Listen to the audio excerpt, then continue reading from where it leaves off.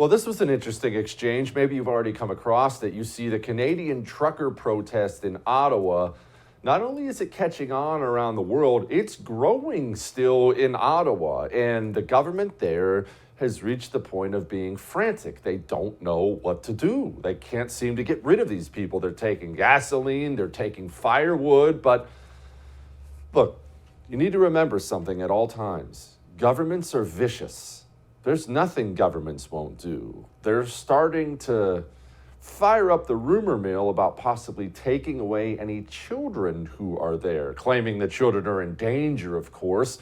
And of course, journalists far too often have now become lickspittles for the government, and they carry the government's message to the public.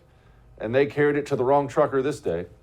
Did you hear the statement that I said? So that's what I'm curious. So you're saying that my teenagers are threatened for being in Ottawa? Is that what you're telling me? Answer my question. You heard the statement. We've all answered questions. You answer mine. Are my children in danger from the Children's Aid Society? Are my children in danger for being in Ottawa? You don't give a about nobody. All you care about is your paycheck. You sold your soul a long time ago. You sold your soul a long time ago, and you sold your soul a long time ago. I'm here to. You work for the devil. That's who you work for. That's who you work for. That's your boss. I'm here to talk about the state. But I'm telling you, are my kids in danger in this city right now? I don't know the future. Like, I don't know. I mean, all I can tell you is then why are you coming here trying to act like you're concerned about kids? I'm here to document. I have two teenagers here that are in my car. Are they in danger? Yes or no? I don't. Yes or no? I don't know what the future brings. I don't. Go yourself then.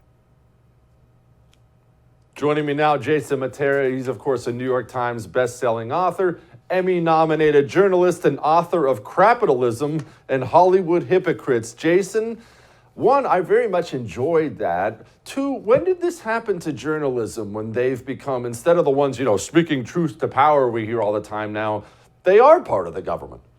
Sure. That was so gratifying to watch. And I think that was a tutorial on how we should speak to the media, how we should speak to the legacy dinosaur media today. You can just picture that reporter probably peeing on himself, right? Thinking that he's getting laid into for being a propagandist for the state. And you're right, there was a calculation previously that whoever was in office, you would try to ask these difficult questions because you were the buffer, right? You were the accountability to those who had the power to legislate these type of authoritarian rules or just any rules that govern our lives. So reporters traditionally would say, you know what, we're going to ask some of the tough questions.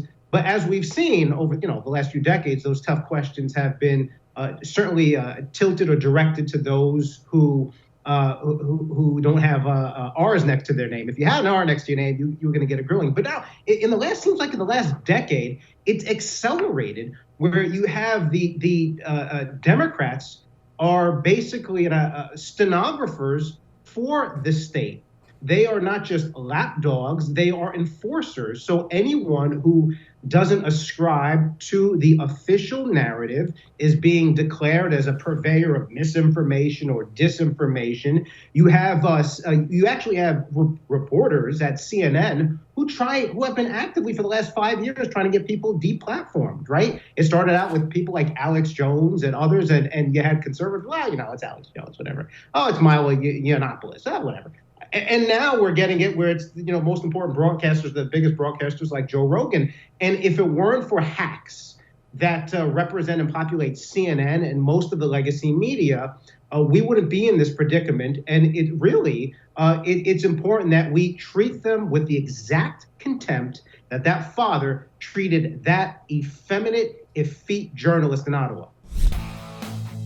Hey, thanks so much for watching The First on YouTube. If you liked what you saw, go ahead and like and subscribe. You heard me. Like it, subscribe. You'll get a lot more of it and a lot more of me.